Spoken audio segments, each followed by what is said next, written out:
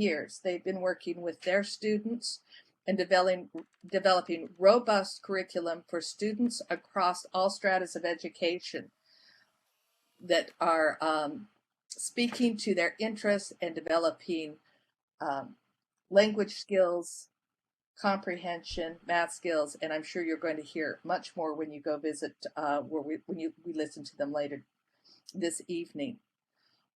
They are not doing business as usual, and they have inspired, I think, a lot of us to say, hey, maybe we can do this differently, giving us permission to step outside of the box and think of a better way to do things. I'm very inspired by what's happening in Australia with Massively Minecraft. I had the privilege of spending much of my summer last year with Bron Stuckey, who is one of the 3 organizers of Massively Minecraft, also Joe Kay, who we all know and love, and Dean Groom, the same. And they had a very simple but very different idea that before going in and writing curriculum for for a new platform, that they would simply play with the kids. That's such a radical idea. We hate the word play in our culture. It's a 4-letter word.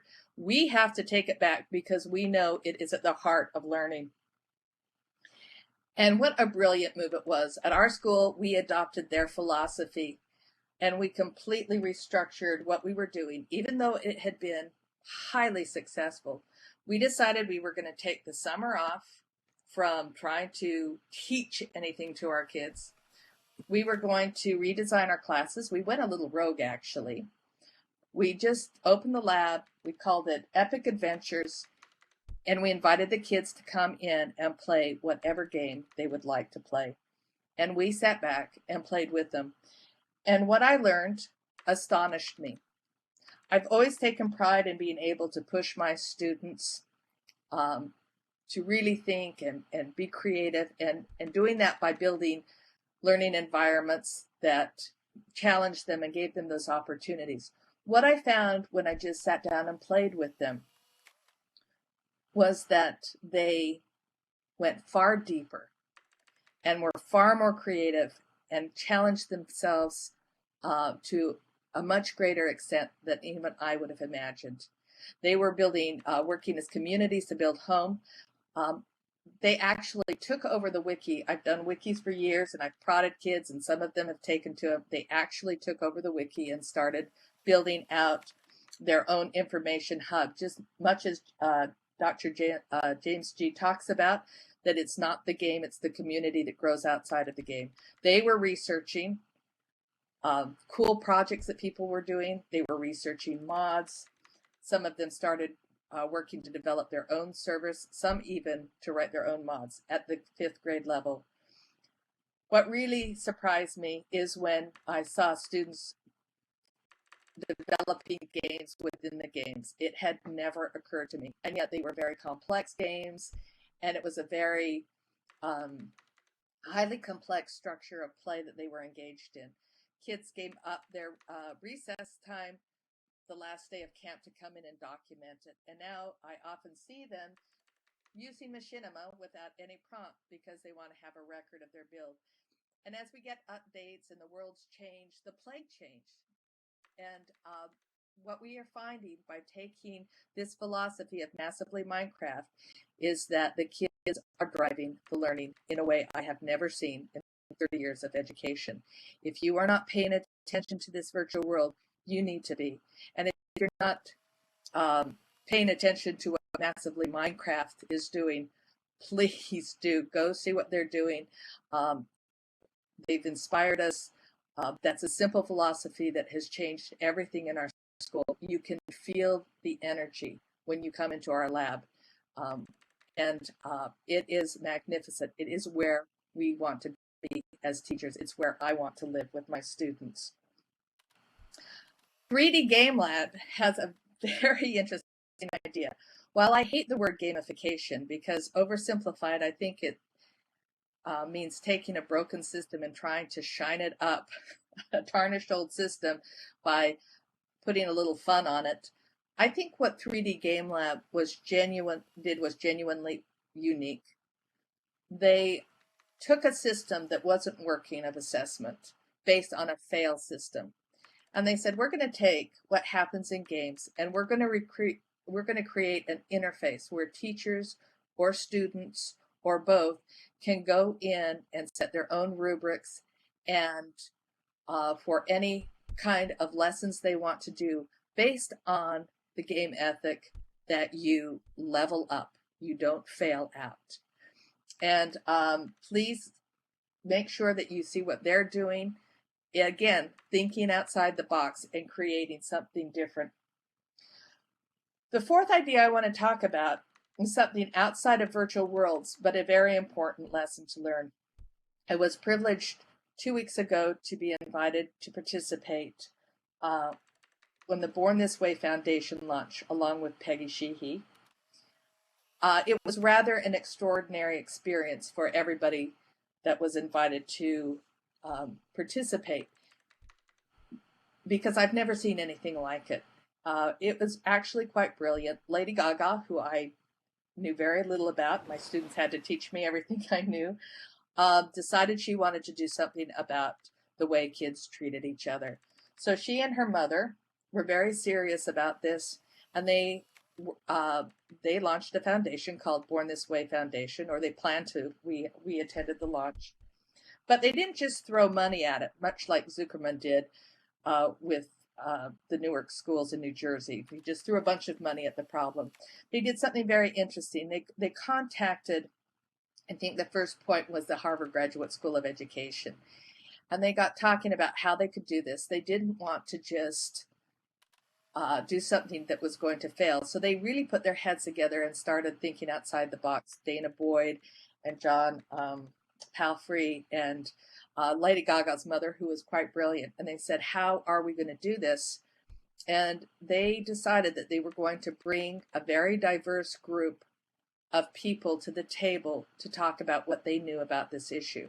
And so for one day, this very diverse group got to meet up at Harvard. And I know that, and we had 6 different groups, and we sat in those groups and tackled 4 driving questions. What was so spectacular about that was we talk about the intelligence of crowds, but we very rarely get out of our own professional silos to reach out and talk about solving the problems. And it was a good reminder. We cannot bring the change to education by ourselves. We have to be there at the conversation with our parents, with the administrators, with kids, and all the different stakeholders, and we have to be focusing on what works. So I really inspired by people who are finding different ways to do things. I want to talk next about some epic gear, some things that I use to when I say I should say I should say my team uses at my school, because we very much are a team. This change does not come by one person. We work as a team. I have very supportive administrators, and I know that does make a difference. But these are some things along our journey that we have found worked. And one is that we communicate a lot with our parents and tell them often and explain in every way that we can why we do what we do. I work for a private school, and it doesn't seem necessarily intuitive to be paying for a private education where their kids come and play games. So I am on the hook to explain to people all the time why we do what we do. And it's a great exercise, and I'm going to be talking about that a little bit later, that every teacher should be able to do that. But one of my favorite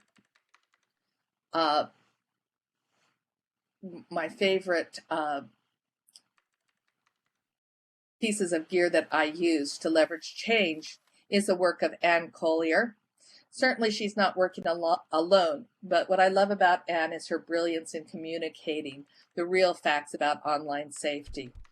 And this was one of the things that freed me up most, because you all know, if you've been trying to get virtual worlds or games into your school, that there's a lot of concern about safety and all of the fear of the things that we, whether real or perceived.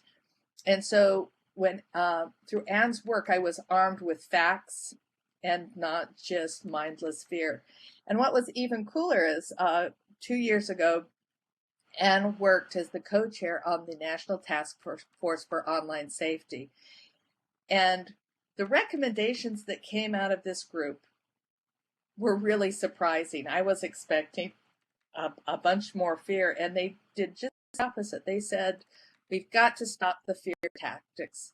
These are the tools that the kids are using. They need to use the tools. They need to use the tools in school, and they need to use the tools with trusted adults so that they can develop healthy norms. And this is critical. Knowing that there is not one school that shouldn't be opening the door to these tools. We have the technology to create safe walled gardens for our kids. We have the technology to do that and still collaborate with others. And we have to tell our parents, we have to tell our administrators, this is necessary. This is the national recommendation. And I posted the whole report on that page so you can take it and use it. And the summary is in the first 10 pages. But if you look at the points, you will see it supports the work that we are doing.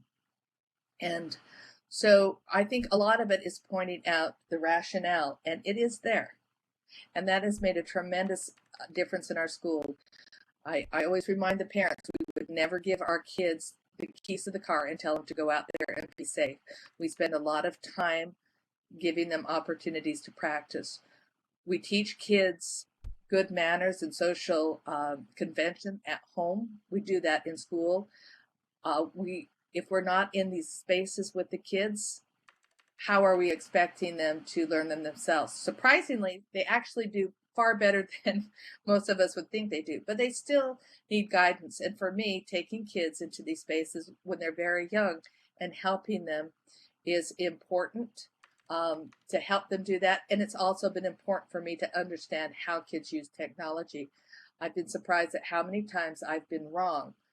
I thought I had taught kids lessons only to find out that their perceptions or the way they use technology is contrary to that. So please follow Anne Collier, use the report from the National Online Safety Task Force, and really go back to your parents and to your administrators and to your school boards and explain why this is critical.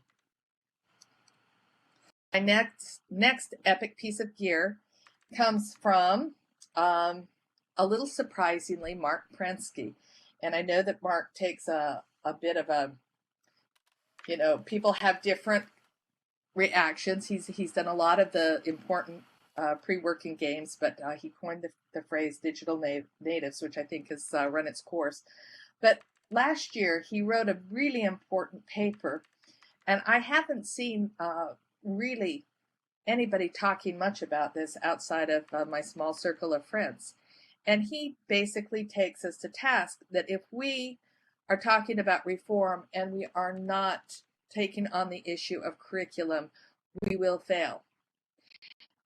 And I love that Peggy, she always says, if you can Google it, should you be teaching it?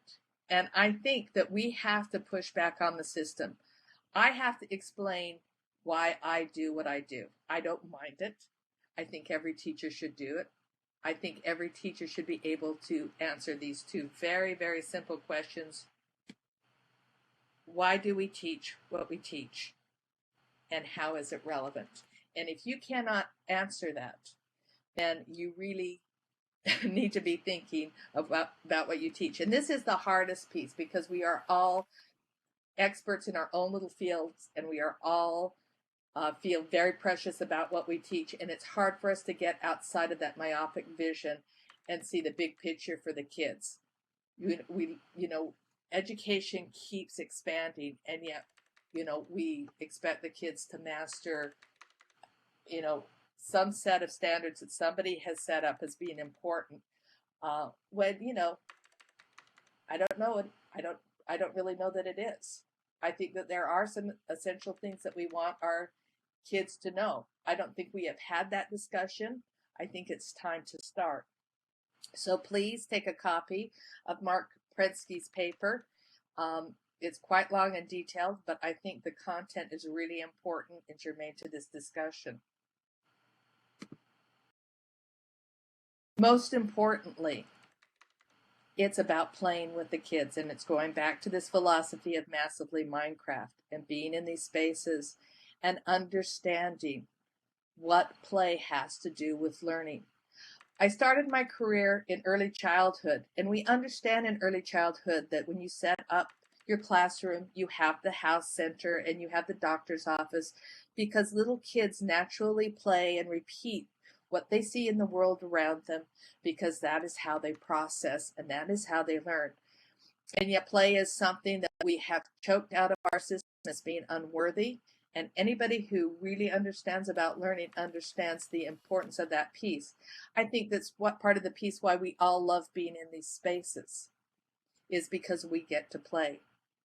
And so as I've watched my kids over the last 4 years, I've given them lessons and I've given them freedom. And I have to tell you, they learn the most when I give them freedom. I don't give, sometimes I do give them just complete freedom as massively Minecraft. Sometimes I give them very broad guidelines to a lesson and let them figure it out, even if I don't know the answer. You have to be epically brave to do that. Teachers hate to ask their kids anything that they don't know the answer to, but that's where all the really fun learning takes place and the really robust.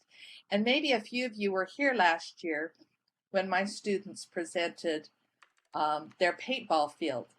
And actually, I'm going to go back and put the link on that page, because what was interesting is it was a project they wanted to do, and I wasn't comfortable with them doing, because we have a knee-jerk reaction to anything to do with guns or violence in school. My desire to create an authentic learning environment for my kids surpassed my being uncomfortable with them creating a paintball field. And we had many interesting discussions about why paintball is a sport. And what my kids taught me is to kind of give it up. You know, I go into World of Warcraft. I like to chill out by going and killing things, which is a whole nother story. And I mean, when the first time I went into World of Warcraft, I thought it was absurd. And then I really got into that whole thing of being able to be epic and move epically through a game. And what Jade McGonigal talks about, why we escape into games. You really need to read her book. We need to have a reading list of epic books that inspire and teach us, and that's certainly one of them. So, you know, it's going in these spaces, and it's not recreating the classroom. If we do that, we are failing our kids. I tend to go to the other side. I make my kids create everything. But I've learned to loosen up over the last 4 years and understand that sometimes it is really fun just to go over to Jocadia Grid and go shopping. So it's a balance of all those things. But the bottom line is always creating authentic, relevant, and engaging learning spaces. I hope that some of you are getting on that document on my page, and that you are adding the people that inspire you, the programs that are changing things, the things that work for you to bring change at the school. These are just my personal picks, but we are all about to embark on a journey over the next 3 days that will fill all of our inventory with epic loot and epic gear for being warriors of change for our students. You know what's epic? We know best practices. We do best practices. And now we are going to go take epic risks and push back on a failed system. No more complaining. I don't want to hear it anymore. I don't think anybody wants to hear it anymore. I don't want to hear how the teachers are failing. I don't want to hear how about the administration is failing. I don't even want to hear how my own Governor Christie, uh, the thorn in all teachers' side, is failing. I just want action. Everyone here can explain why what we do works. Let's hold the rest of our profession to that same standard. I know that there are those that are waiting to come in these spaces and recreate the same old, same old. I know it. It's only a matter of time. Let's push back and show them that we have already developed best practices and that we're not sitting around listening to lectures like you are right now, but we are creating, we are thinking, we are innovating, we are thinking outside the box, but most importantly, we are clearing the spaces for our students to learn. We are not accepting status quo anymore. Decima, one of our favorite avatars, came out to see me a couple of summers ago. We actually went and got probably 100 red bandanas and started the educational anarchist. And I don't know that anarchy is the answer. I don't know if being subversive is the answer. I don't know where that line is comfortable for you, but I have that red scarf tied around my bag every day to remind me that change will not come from being passive and just taking the status quo. I love this quote from one of my 7th grade students. I talk to my kids a lot and I ask them a lot of questions. This is not resing in, but I had them look at an MMOG that I was using with the very young kids. And I asked them, do you think that this is educational? I know that's a loaded question, but I thought it was worth asking. It was interesting that most of the kids said no, but I loved what the students said, especially knowing that they're not always so comfortable in the school that we create and make and ask him to fit into. He said, MMOGs might have some educational value. Right now, I'm not really sure that I'm not sure how it has an educational value, but it can teach kids how to explore and not be afraid of other things in the world. I think that many kids like virtual worlds because they can be brave. Pretty much what Jane McGonigal says. They can be brave and do stuff that they could not do in the real world. And for me, that says it all. I want to create those spaces for my kids. I love what Bernadine, this is the other thing I have on my bag besides my red troublemaker scarf. I cannot do all the good that the world needs, but the world needs all the good I can do. I remind myself that every day, especially when I get frustrated and when I get pushback. And I know that I frustrate the people around me because I'm always asking why. I'm always pushing. We can do a better way. And it's not easy, but it is necessary. It's the epic risk we need to take. It's the epic battle. And so let's go out over the next 3 days and get all the epic loot and all the epic gear, all the epic ideas we can get. Let's go back to our schools and take the advice of Lucas Gillespie students. Just walk all epic and stuff. Go out and slay them.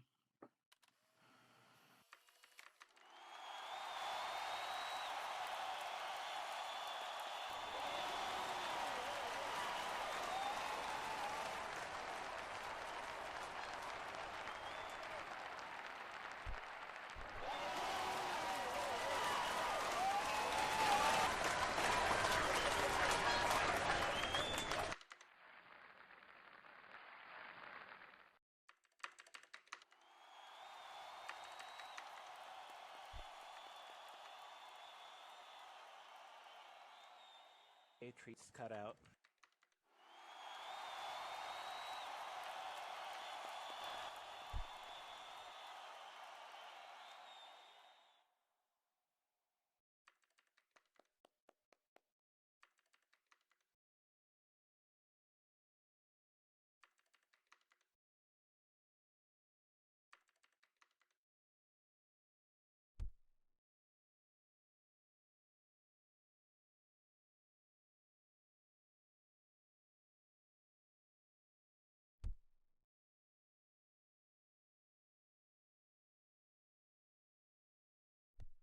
Thanks. I'm done early, so that means everybody gets bio breaks before the next great session.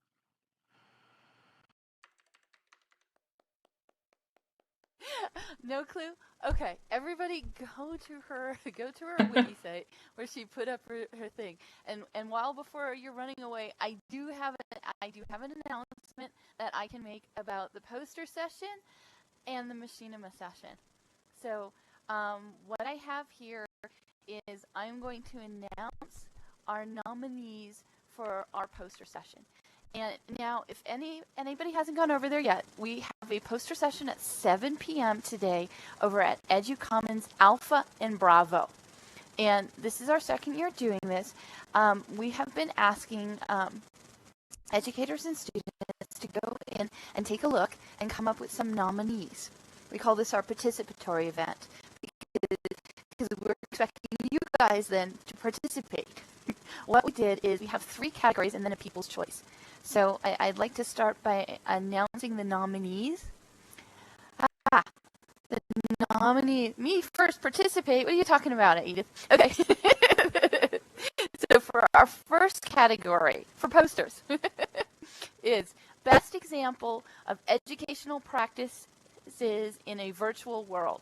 So here are the 3 nominees. and if anybody involved in these happens to be in the audience, please stand up or wave at us or just give us a woot or whatever. Okay, so for educational practices in a virtual world, the first nominee is Maya Island.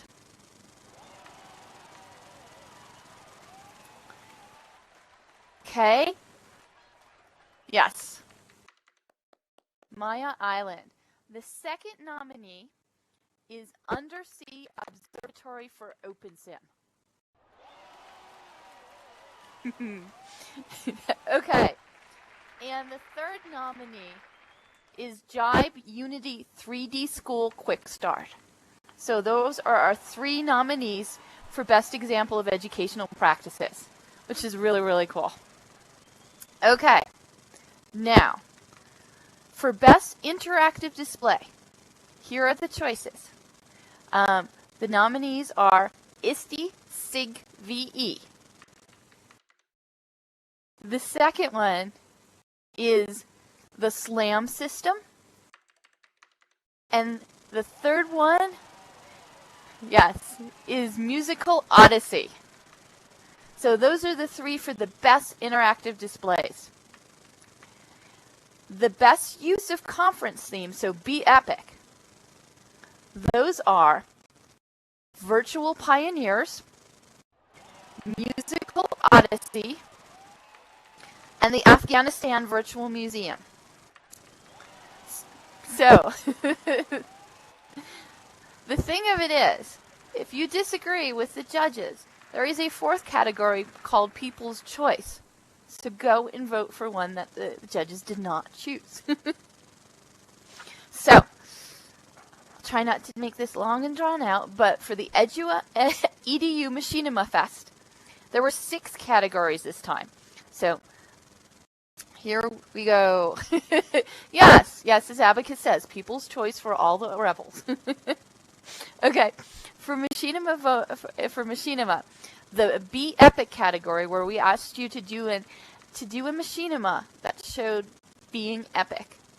Okay, so the 3 nominees are the Pillars of UWA in Second Life. The next one is Understanding the Holocaust Project. The third nominee in Be Epic is Mi Terra Mi Mundo, My Land, My World. Oh, sorry. Very sorry. The second nomination, we're skipping back to the second one, is Understanding the Holocaust Project. For virtual world outreach, and this is going to be a handful for the transcriptionists, it is, the first nominee is Second Life Student Projects for English Composition and Literature courses at Florida State College at Jacksonville. Very, very long title for a very good video. The second nominee for Virtual World Outreach is I Love Dancing at Lee Cactus. No, I'm not knocking it. I'm just saying the transcriptions have a job. Okay, the third nominee is second. Ooh, I'm very sorry. Second one. The second one is a very fun title. It is called I Love Dancing at Lee Cactus. The third one is, the title is called Lee Cactus. The third one is Waking Up Part 1.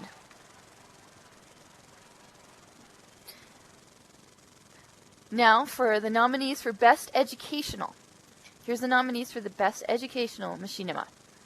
The nominees are Maya Island, a library exhibit and tour.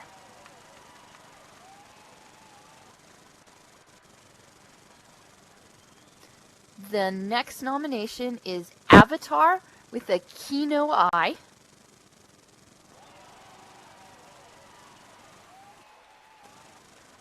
The third one is Field Trips to Nuclear Power Plants. Very fun. Okay, I know. Okay, we're getting there. The next one is the How-To Instructional category. And in the how-to instructional category, the first nominee is Crumple's Pet Skunk. The second in the how-to category, and things were allowed to be nominated in more than one category, was Field Trips to Nuclear Power Plants. And then the next one is Massively Minecraft. How to Minecraft Skin. So those three nominations are skunks, power plants, and skins. Okay. In the teen category, we had a teen category. The nominees are Crumple's Pet Skunk, Project Mist, Minecraft in Schools, Transforming Education by the Project Mist team, age 14 to 15. It was in the title, so we're saying it all.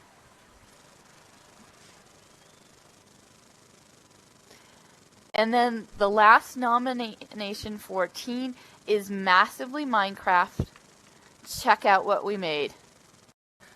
And then we're coming to the last category. And the last category is Digital Storyteller. So, the three nominations for Digital Storyteller are Time Travelers, Episode 4, The Pattern.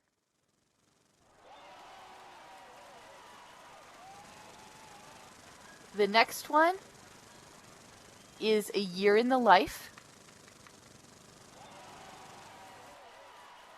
And the third nominee is Waking Up Part 1. Okay, so those are all our nominations. And we are asking you, go to posters. Go and find which ones you think, which ones you want to vote for. In all of the poster pods, there is a voting kiosk. It basically has the words "Be Epic" sprouting out of it. So you can vote there, and you can vote for both Machinima, and you can also vote for posters from there. As far as the Machinima, we have it linked to where we send you for the ballot. But also, please join us on Friday night when we will be viewing all of these. So we would like to invite you to that.